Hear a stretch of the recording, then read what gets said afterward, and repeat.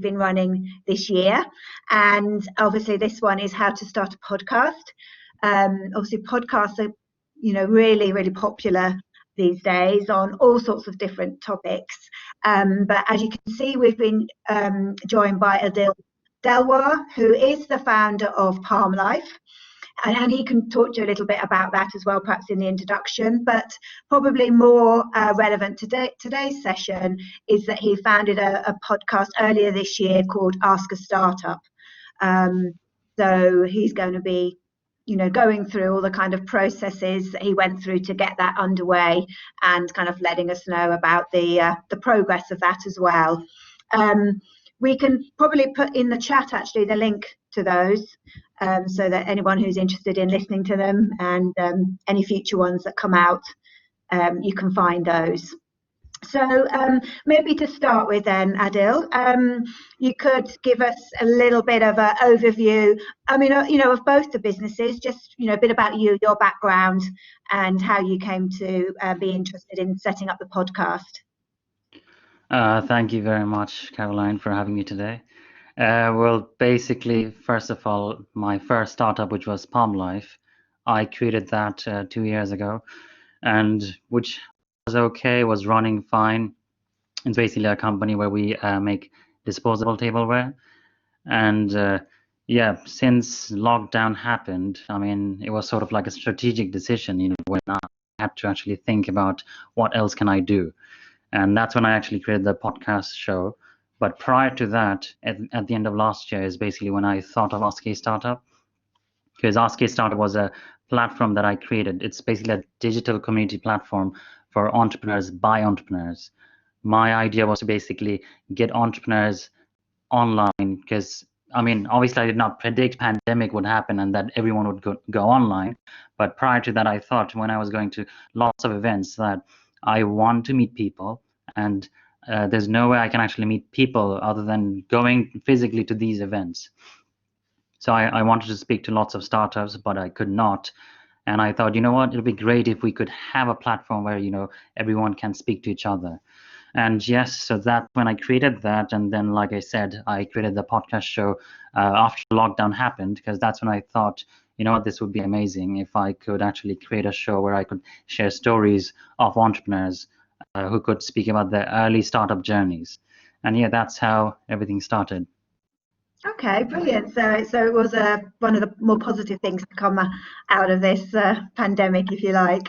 So how long has the Ask a Startup been running? How many episodes have you had running so far? So I created a podcast show. It's been like 4 or 5 months now, and we had our first season where we had 5 episodes. So all of them are there already on Spotify, Google, and all other different platforms. But we are starting a new season, and I will be launching the next episode tomorrow. So yeah, for this next season, we will be having 5 episodes as well. At the start, we had a plan where we would be doing 10 episodes probably in one go. But as you know, pandemic has not really been very easy on us. So trying to take ourselves, some time for ourselves to make sure that we are okay before we record something and, work on this thing. Yeah, absolutely. Because I imagine as an interviewer, you've got to be in the right frame of mind to ask the questions and get a good response. Absolutely, because there's a lot that actually needs to be done, to run a podcast show as well. So we will get to that later anyways. Yeah, of course. Yeah. So what would you then, so what was it perhaps first of all that made you choose the podcast format? Because presumably there could have been other things you looked at, like sort of maybe YouTube channel or just doing it through your social media channels. What appealed to you about the podcast? Well, I think it was basically my personal experience. As you know, Caroline, I used to basically drive from London to Birmingham. So like on a commute like that, it was like 6 hours ish. So every time I used to drive, and I used to wonder that, I can't watch YouTube videos or, even social media IGTVs, let's say Gary Vee or anyone speaking. It's hard to drive and, do those things. Mm-hmm. So I was like, what, I am getting tired of listening to music, and then I started listening to podcasts.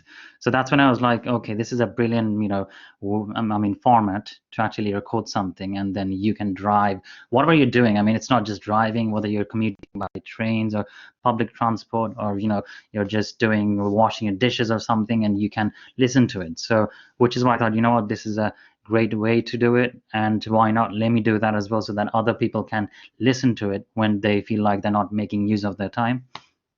Sure. Yeah, no, I think that's a really good idea, isn't it? It's obviously what a lot of people do as well.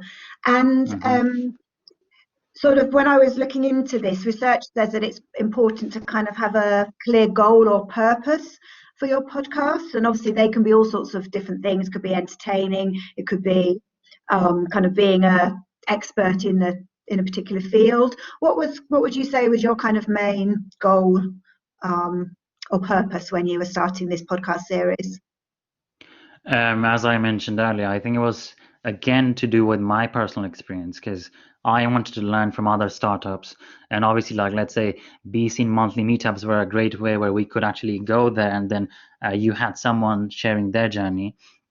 But since lockdown happened, it was really hard for us to actually get to hear people speaking about their journey, how they managed or struggled and came this far, etc. So wanting to learn, the crave of, like hunger of learning was actually what made me think that, what, this is the purpose. I want to, and I want other people, other entrepreneurs and startups, early startups, to learn as well from people who's actually doing them themselves. Because only, let's say I'm running Palm Life. I myself have been doing that for 2+ years now. So anyone who's starting up would benefit from listening to someone like me, who's like an entrepreneur, running a startup and doing everything by himself from scratch. So that's the reason what made me think, okay, you know what, I want to do this, and I want to help others learn from that as well, just on myself. Yeah. Okay, that's interesting. We've had a question in the chat. Just to remind everybody on the webinar, if you've got questions, obviously I've got a few to ask Adil, but it'd be really great if you can have your voice heard as well. So just pop any questions that you might have on the chat, and we can ask them as we go along. So Asad's asking you, Adil, whether you've seen a rise in your audience for your podcast since lockdown. How well are they being received? What sort of audience size have you got? So basically, I think right now we have 13+ countries. I mean, people from 13+ countries who's actually listening to my podcast. Wow. And we've had few hundred listens already. So people are actually listening to it. And your question was since lockdown, but the thing is, I actually created during lockdown, so which is why I can't really tell if what would the difference have been if it was something I created prior to that. Mm-hmm. Yeah, no, that's true, isn't it? But no, that's really encouraging, especially actually that people are listening from all the different countries as well. So it's a kind of global. Yeah, I mean, it's amazing because like America, Middle East, Asia, Europe. So I was like, wow. I mean, it's brilliant. Yeah, that's really good. How do you go about, so sorry, just to those people who don't know, the format of your particular podcast, tell us a little bit about that. Okay, so the format of my podcast basically, it's a chat.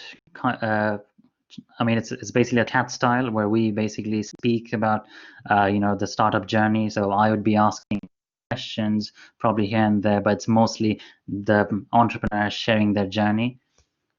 Right. So your questions are just aimed to maybe get the entrepreneur to think a little bit more and to give it a bit of a structure. Yeah, I mean, because so the main thing that I try to follow is that to keep it authentic and genuine. So, I mean, it's not something I like to do, but like putting them on the spot and asking them questions. But I think, it's better if I do it that way. It's more genuine. People can know, what's going on. So, which is why it's generic questions that I might be asking. How did something affect you? How did lockdown, impact your business? And how did you start? How much did you invest? So it's like pretty basic questions I might start with, and then go into some deeper questions maybe. Yeah. And do you think that the fact that you've kind of been through a similar experience to them, is that a benefit? Yes, absolutely. I think that's the reason why, when I speak to these entrepreneurs, it's easier for me to understand what to ask, etc., because I'm going through the same situations as well. So as an entrepreneur, I think it's easier for me to speak to other entrepreneurs as well. Yeah, sure. We've got a question from Noor in the chat, and it's, I suppose, is it your kind of long-term aim to generate profits from your podcasts? I mean, definitely, that's something. I'm trying to focus on, which is why I'm actually trying to improve my podcast show in every way possible.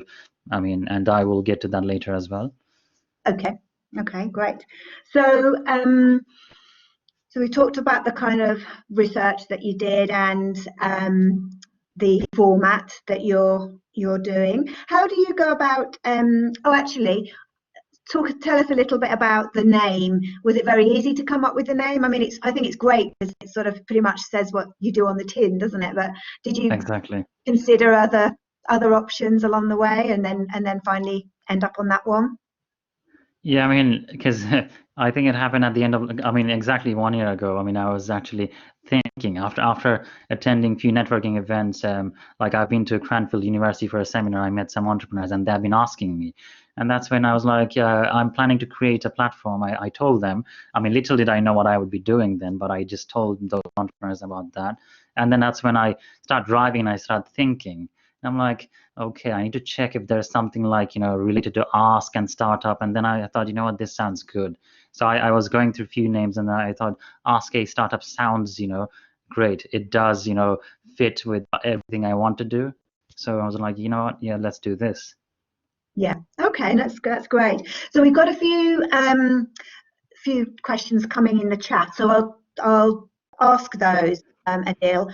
So the first one is about how you upload your podcast on Spotify. Knows it has to do with an RSS feed, but him and his partner are a bit stuck at the moment. Right. So what I use is Anchor. So if you've heard of Anchor, I mean, if you can just search it up, I think it's called Anchor.fm or something. So that's a platform where you go there, you just sign up and simply upload the episode. I mean, so it's in MP3 or MP4 format. You just put them there, and then they will do the rest. You don't have to worry about anything uploading on Apple or Google's separately. They will do everything for you. Just have to go there, sign up, and upload them. Simply, that's it. That's what I do. What can you tell that name again? Can you spell it out for us? Anchor. Anchor. Fine. Okay. That's great. And so did you do a bit of research and you found that was the most easiest way to do it? Yeah, as my platform's name suggests, Ask a Startup. So I was actually asking startups who has actually started doing their podcast show. So I was actually asking different people, how did you start? Where did you go? What did you do? So that's when people were telling me, and most of them were telling me on this Anchor platform. And I was like, you know what, let me give it a try. And then, yeah, I just straight away went for it. Brilliant. And then we have another one there from Asad. He's planning to host podcasts with Aston alumni in the coming months. What tips, advice would you give to listeners about starting out? Do your research, I guess. Yes, absolutely. I mean, I actually spent, I think, quite a while researching because I was trying to find YouTube videos, people who's actually making money out of podcast show, etc.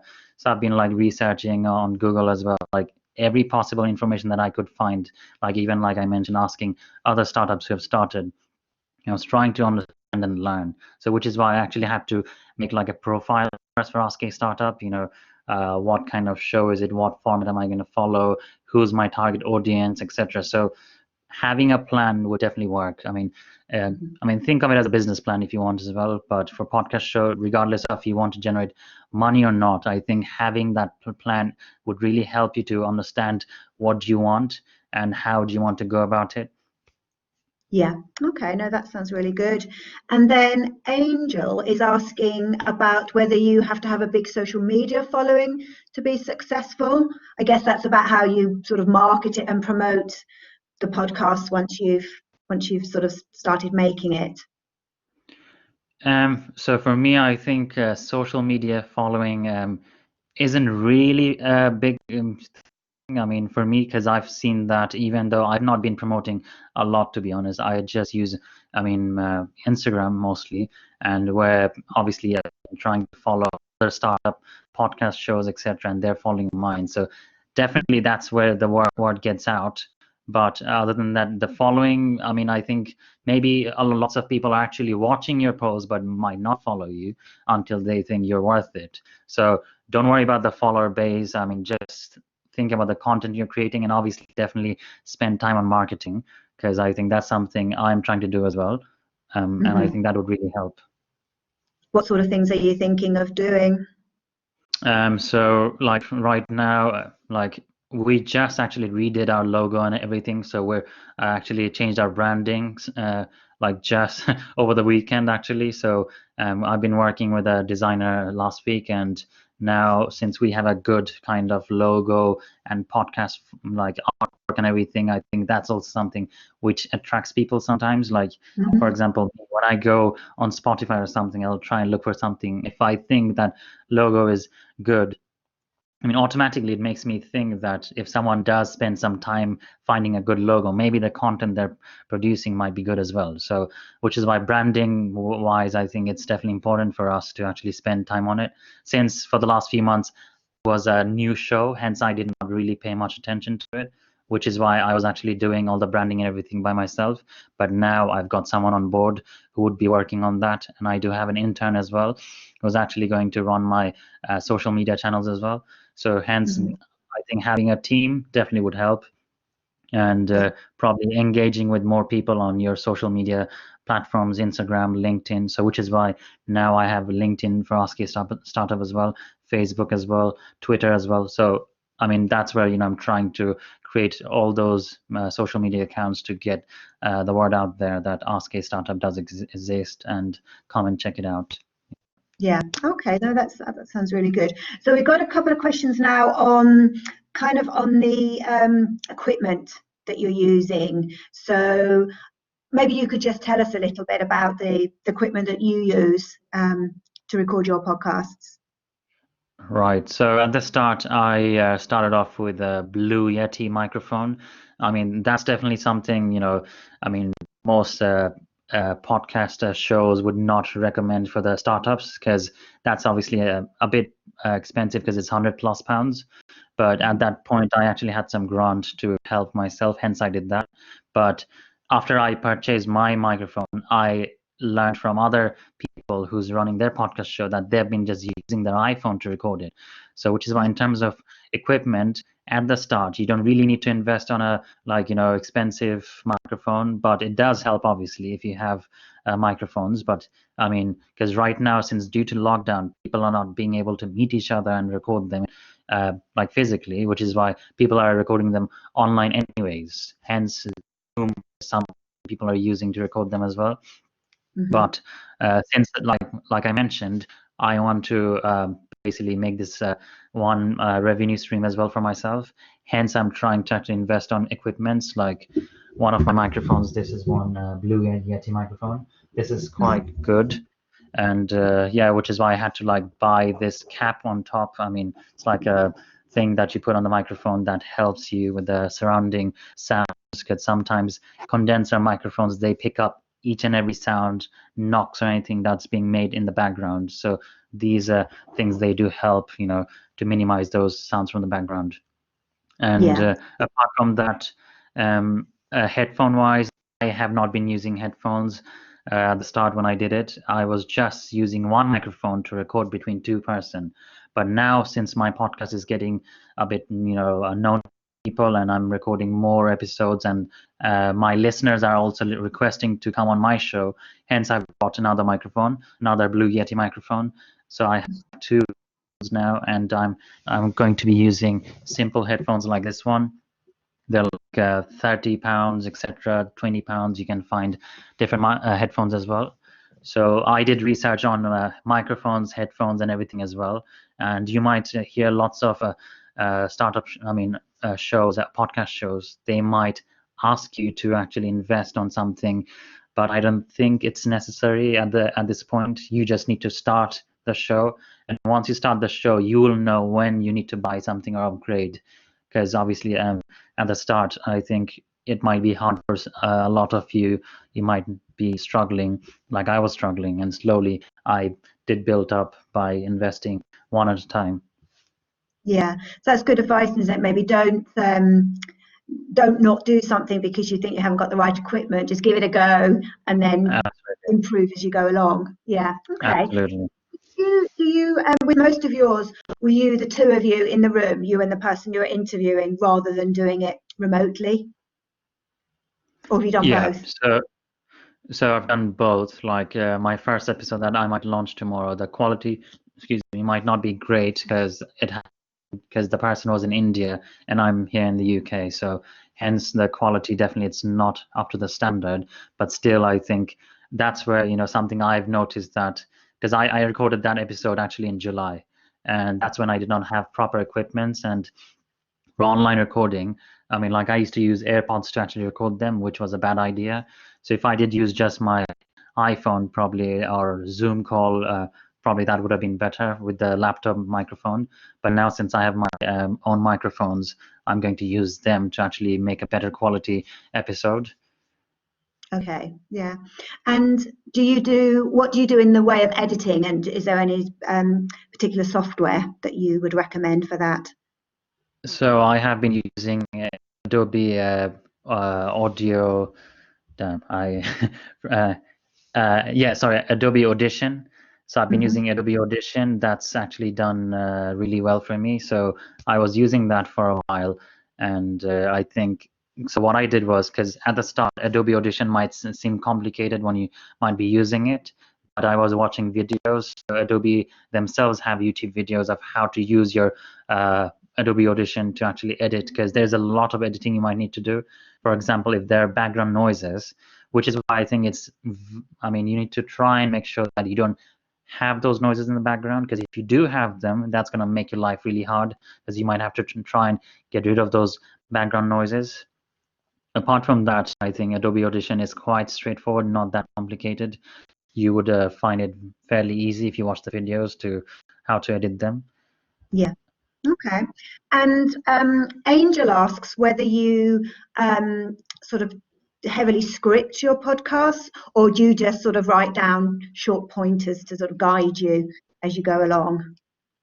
Yeah, so what I do sometimes, like last few episodes, I think I have sent like an email to the person I'll be recording the podcast with, mentioning that what am I actually going to be asking them, probably give them some pointers so they do know, so Mhm. that I don't like catch them off guard, etc. I mean, obviously there's a fun in doing that as well, but I think sometimes it's easier for startups if they do know what you need to prepare for the podcast episode. So yeah, that's something I do, and sometimes it might just be like so like one of the episode where I recorded was I just I just texted the person saying are you free for a recording. Within half an hour we just got on the recording, and we just did it. So Yeah. yeah, you can try and do anything, but I think that will come with time, with practice. Yeah, I guess was that somebody who was quite comfortable with sort of, you know, speaking on a microphone and was obviously prepared and happy to do that, whereas maybe other people would like to have a bit more time to prepare. Yeah, because some of I think the episodes I've recorded, people I had to do, I mean, couple of times actually, because they were not happy. They thought they could improve it by speaking in a different way next time, or addressing the questions properly, etc. So yeah, I think it's definitely beneficial if you can prepare the questions in advance and send it to the person guest. Yeah. Yeah. So we've got quite a few more questions coming in. So Jasma, to answer your question about the radio station in the SU, it's a good call actually. It'd be worth getting in touch with the SU and finding out. I'm not sure whether it would be available, but it would be worth asking them the question.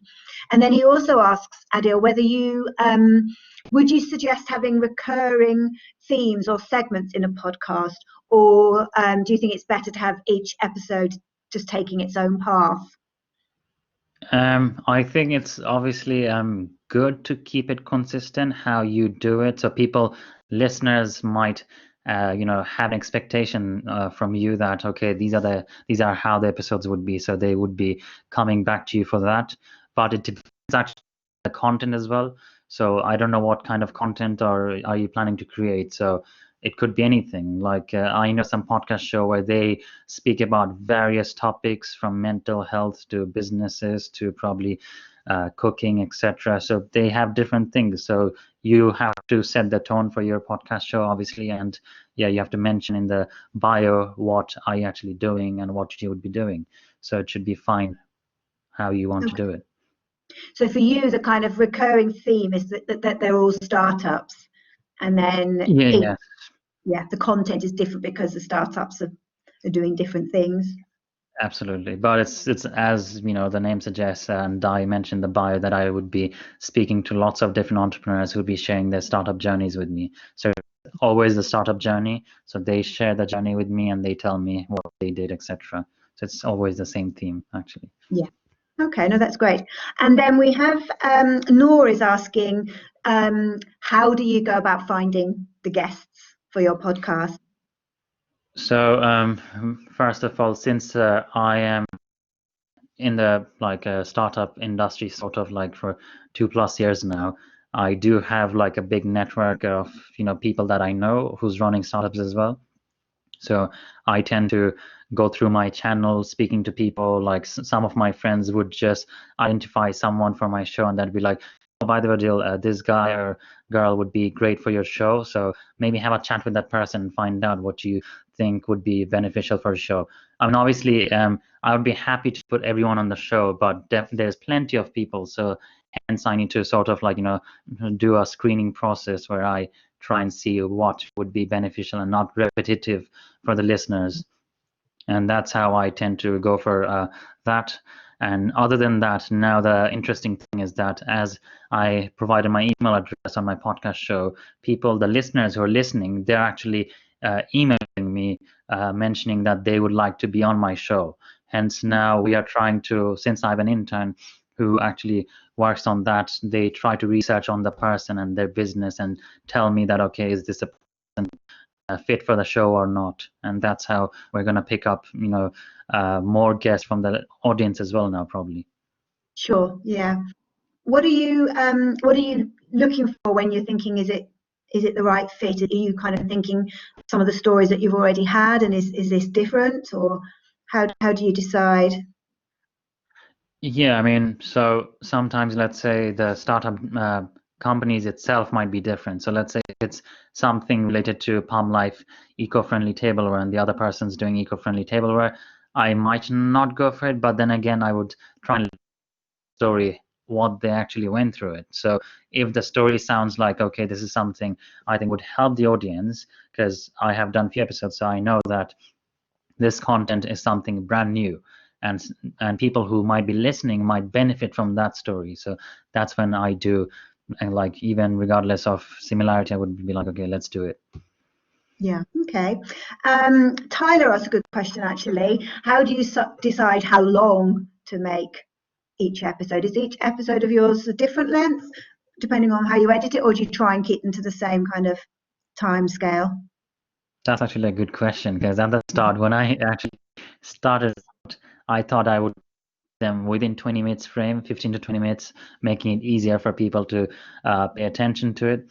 But then as I went along, it started changing. I could not any longer control the timing, because some people have a lot more to share. And that's when I was like, you know what, I can't really set the timing anymore. So I just kept going on with them. So one of my episodes might be like almost an hour long as well, and some might be 15 to 20 minutes as well. So it has various lengths now, but I think, yeah, then again, I mean, it would depend. Like I'm trying to actually figure out how people find my show and my episodes. If they do not like lengthy episodes, I'll try and shorten them. If they find it beneficial, then I will keep on probably changing the timings, or not even probably pay attention to the timing, rather just pay attention on the content and the quality of the content. Yeah. So is there such a thing as a kind of optimum length for a podcast, or I suppose it varies. I suppose it depends what kind of task you're doing when you're listening to them. Oh yeah. So like, let's say when I'm actually editing the episode, because I have to. So this is where gets kind of challenging, because if it's 1 hour episode, and if you are working for the first 3 minutes, and if you have to spend 10-20 minutes just on the first few minutes, it takes a lot of time. Hence, editing one episode takes a long time, and then you have to think about each and every segment. If is that beneficial, or should I take that part out of the podcast episode? And that's why, since I tell the audience, I mean the guest itself at the start, that okay, I will try and edit the audio, and if I find something might not be relevant, or if we can just skip that, we will skip that. And then I do also offer them that once I'm done editing the episode, I can send it across to you, and if you like it, let me know, then I can upload it, and people can listen to it. Okay, so the editing, in answer to Hemant's question, the editing takes quite a long time. Oh boy, that is the main part, and you have to listen to your voice and again as well, which is kind of, it used to be a pain at the start, but then, and now since for me in my show, I don't really have to speak much, because it's the short story that's being shared by the person, which is why, yeah, it's mainly me listening to that and trying to remove stuff like like there might be sometimes pauses, etc. So you might have to take those out, and if there's some background noise, you have to fix those as well. Yeah, yeah. And sending it across them is important, just to make sure that they feel you haven't taken something out of context or given a kind of false impression. Yeah.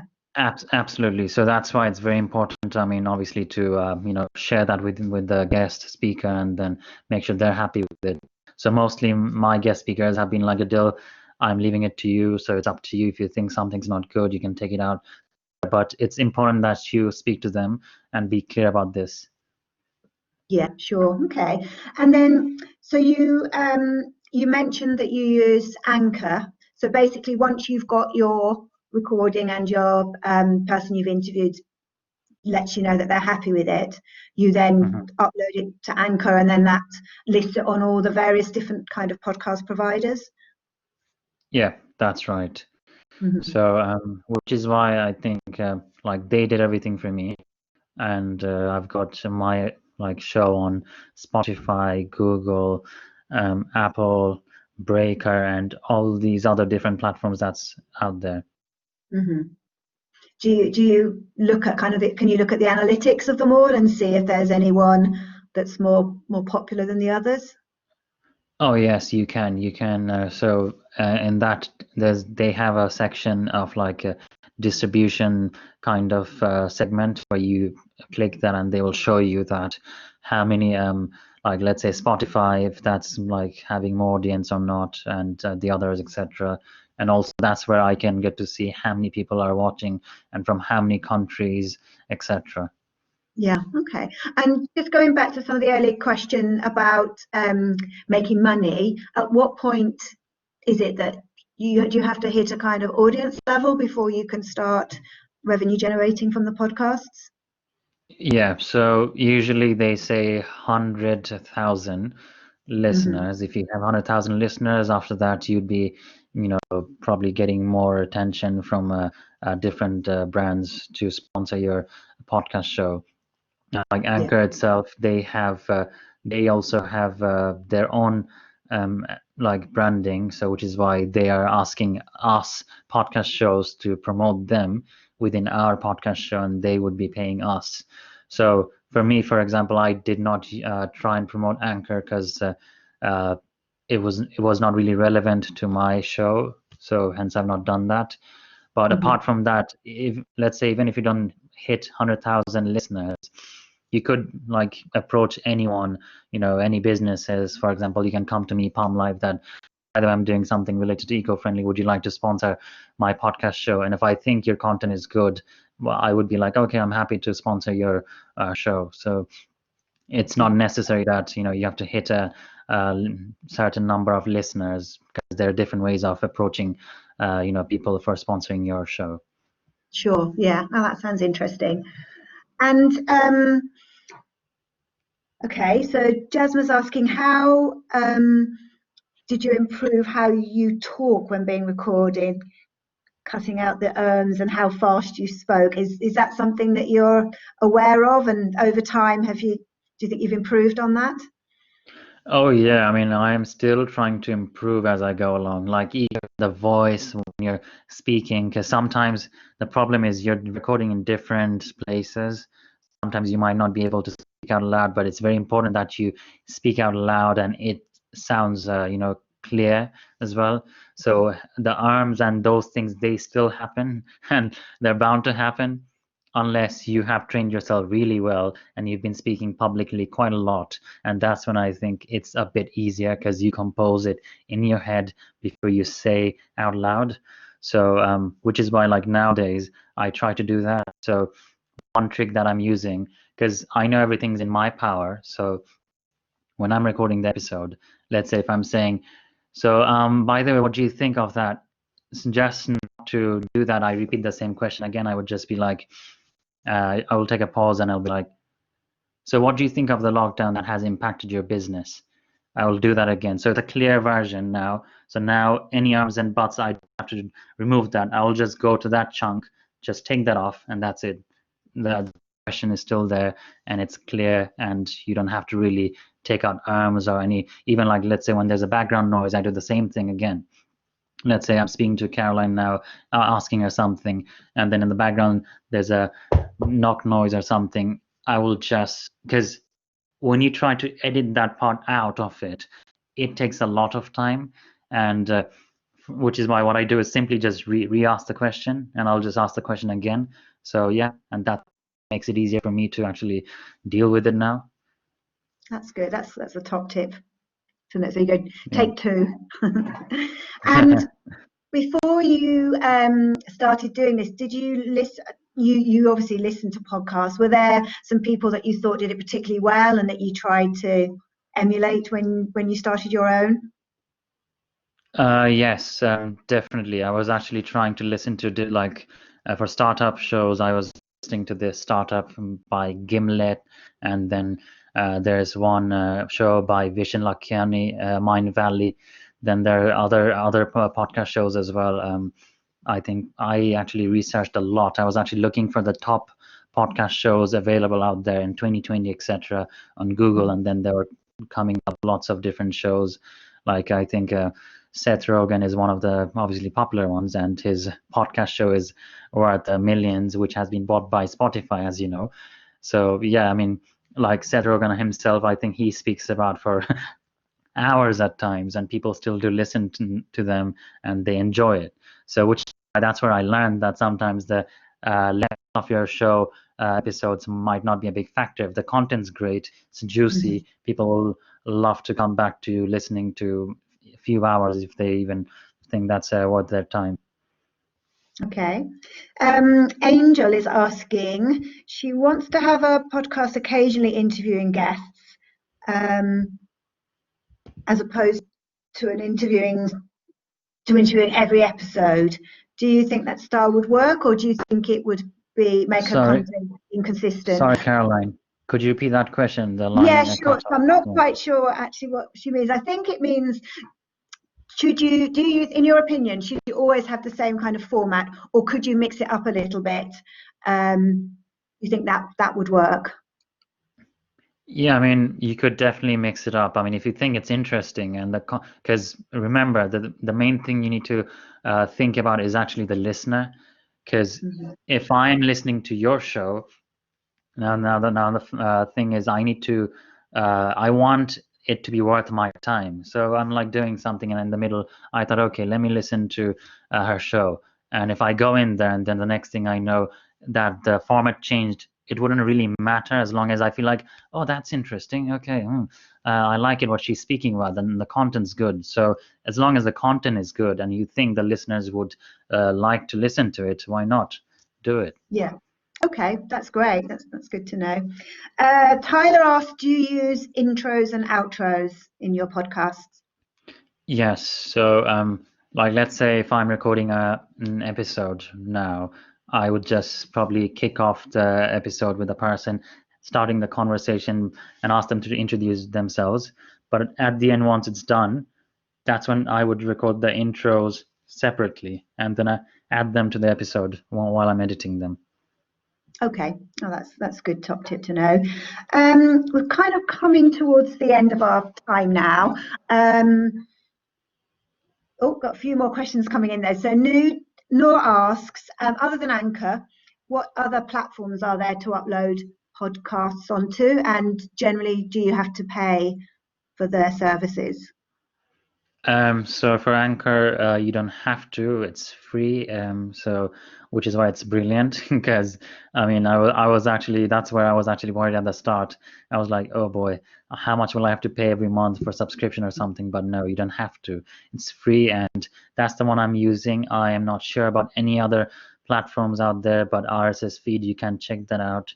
And anything else that's there, but I can't really comment on that since I don't know about it. Yeah, but you certainly recommend Anchor. And Jasma asks, where can they find your podcast? So do your plug. Yeah.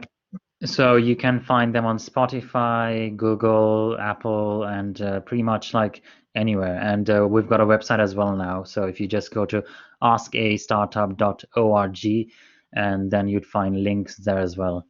So Okay. yeah. That's great. And that leads us quite nicely onto what your future plans are for the series. You've spoken a little bit, but what can we expect in the near future? Yeah, so in the near future, I think, as I mentioned, I think marketing is something obviously I want to work on.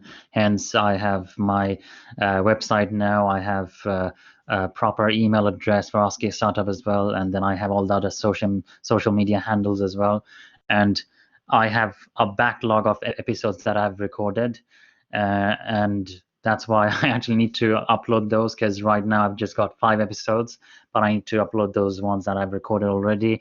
And I have a list of entrepreneurs that I want to record my episodes with, which is why I think next episodes I'll try and come up with lots of more interesting questions, and I'm trying to also see how I can change the music, etc., or probably have different music themes in regards to the origin of the person.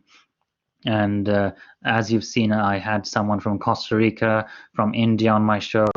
So next episode again would be someone from India as well, and I would be bringing more people from different parts of the world, like from people from Europe has been speaking to me as well about it.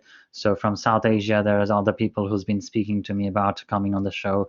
So I think I will have varieties of entrepreneur coming on the show who would be sharing their stories, and I think that'd be something beneficial for people to learn from them. And yes, obviously I want to also try and generate money from my show, and I will be working on to improve that. Hence, I'm also doing some training for myself as well to redevelop my hosting skills as well, even like the tone of recording of the show, and then the content of the show, etc. So there's various trainings out there that's available as well online, which I'm taking part in. Like even today, I would be listening to a webinar as well, where I would be trying to learn how to improve on my skills as well to like produce even better quality episodes. Okay. What some of the training that you would recommend?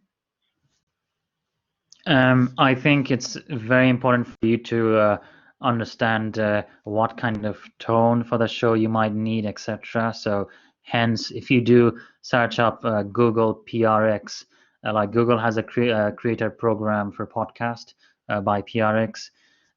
So that's something which is very good, which I found really useful for myself. So even if you Google them on YouTube, they might have some videos. So they might tell you how to start a podcast show as well, what equipment you might need, etc. And they will also tell you how you can set that, create the content, the structure of the content, etc. Because you might need time to do that, and obviously the quality of a show gets better with planning, which is why you need to spend more time on planning, and that's something they might give you tips on or train you. So yeah, some of the programs are something where you have to apply, and then once they accept you on the program, that's when they will train you. Because apart from that, I think it's really hard to get detailed information. So you would get the basic tips and topics that you might be looking for at this moment, but I think applying to those programs would be helpful, because then they would be able to train you on that even better, and that's when you would be able to understand how to structure, how to probably think of the timing, etc., and what kind of audience are you looking for. Are these audiences someone who just has 15 minutes time to listen to something, or they do have hours while driving, etc.? So yeah, there's a lot that you need to think about and consider while you're doing it, and which is why I think trainings would help you generally. I mean, for personal development as well, like it's helping me. Like, people gave me feedbacks for it's like, Adil, you need to be a bit more jolly, maybe more excited when you do the show. So yeah, there's plenty of benefits of starting the show as well. Just do it and then get feedback from your friends and family, who would be able to tell you that, okay, this is where, Adil, maybe if you did that, this would have been more interesting, and the question, maybe you could have asked it differently, da da da. So yeah, I think just give it a go, and yeah, you would learn along the way, basically. Yeah. Brilliant. I think that's a really good note to end on, actually. It's great that, it really is just give it a go and then improve it and get the feedback as you go along. That sounds really, really good advice. Just want to thank you so much, Adil, for giving us your time today. Thank you for having me. And also thank you, everybody, for being so engaged and asking all those great questions. Certainly makes my life a lot easier when we have questions like that posed. So thank you. And just to say that our next how-to session is on the 26th of November, and it's on how to start a sports and fitness business. So it should be another really interesting topic. So thank you, everybody, and have a good rest of the day. Thanks, Adil. Thank you, everyone.